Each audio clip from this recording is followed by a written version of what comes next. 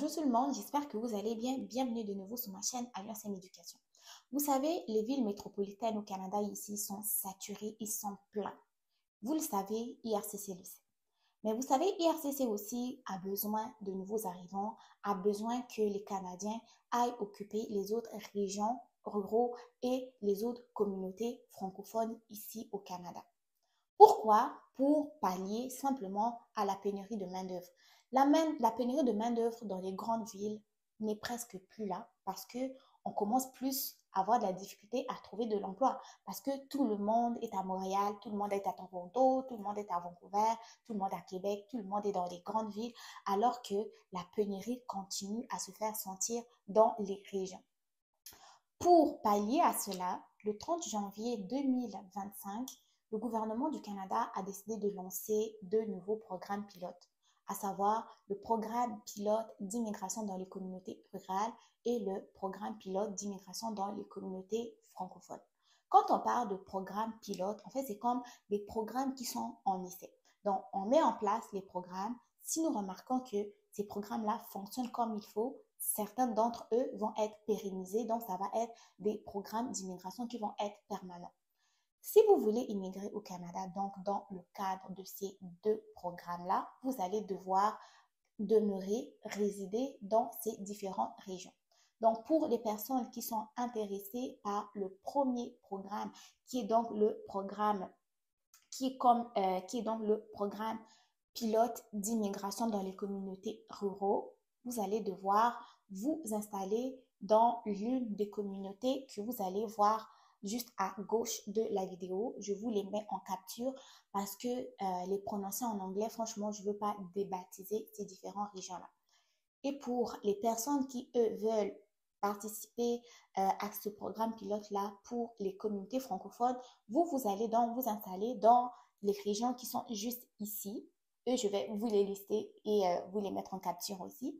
C'est donc les régions ou communautés francophones telles que Péninsule Acadie, Sudbury, ça c'est en Ontario, Témissin en Ontario, Région supérieure Est en Ontario aussi, Saint-Pierre-Joli et Kilowatt. Okay? Ça, ce sont les différentes régions dans lesquelles vous allez devoir vous installer si vous voulez participer à ces programmes pilotes-là.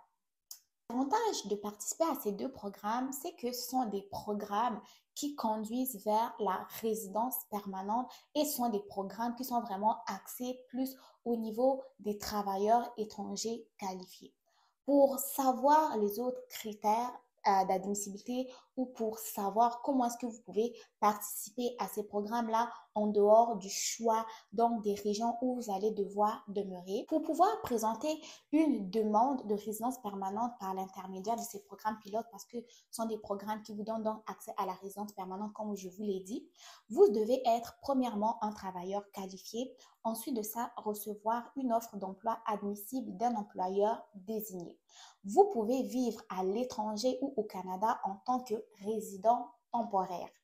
Vous n'avez pas besoin d'une expérience de travail qualifiée si vous avez récemment obtenu un diplôme d'un établissement d'enseignement postsecondaire public dans la communauté. Donc, si vous êtes déjà étudiant actuellement dans l'une des communautés qui participent à ce programme-là, vous n'avez pas besoin d'avoir une expérience de travail qualifiée. Donc, cela permet déjà aux étudiants qui sont actuellement dans ces différentes régions-là de déjà se préparer pour pouvoir participer à ce programme-là et pourquoi pas obtenir la résidence permanente.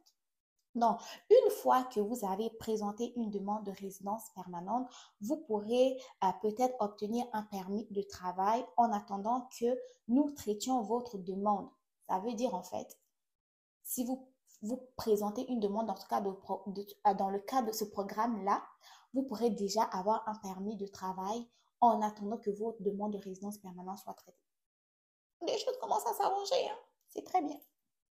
Donc, pour cela, vous devez avoir une offre d'emploi d'un employeur désigné. Ensuite de ça, avoir une lettre de recommandation de votre communauté participante. Pour obtenir un permis de travail donc dans une communauté rurale, qu'est-ce que vous allez devoir faire? Vous allez simplement venir sur le lien que je vous mettrai en bas de description d'information et vous allez venir cliquer sur la partie obtenir un permis de travail tel que ça va s'afficher ici. Donc, le permis de travail que vous allez obtenir en fait va être valable dans le cadre du programme pilote d'immigration dans les communautés rurales uniquement. Il va être valide pendant 2 ans, ne vous autorise à travailler que pour l'employeur pour lequel vous aurez eu une offre d'emploi et pour pouvoir être admissible à un permis de travail de base, vous allez devoir obtenir une offre d'emploi et une lettre de recommandation dans la communauté rurale participante. Donc, en gros, si vous voulez présenter une demande dans le cadre de ce programme, vous allez devoir, premièrement, soit être un travailleur qualifié ou être un étudiant qui étudie actuellement dans un établissement d'enseignement qui appartient à une communauté participante à ce programme-là. Ensuite de ça, une fois que vous avez présenté votre demande, vous pouvez vous allez devoir obtenir un permis de travail de la part d'un employeur désigné.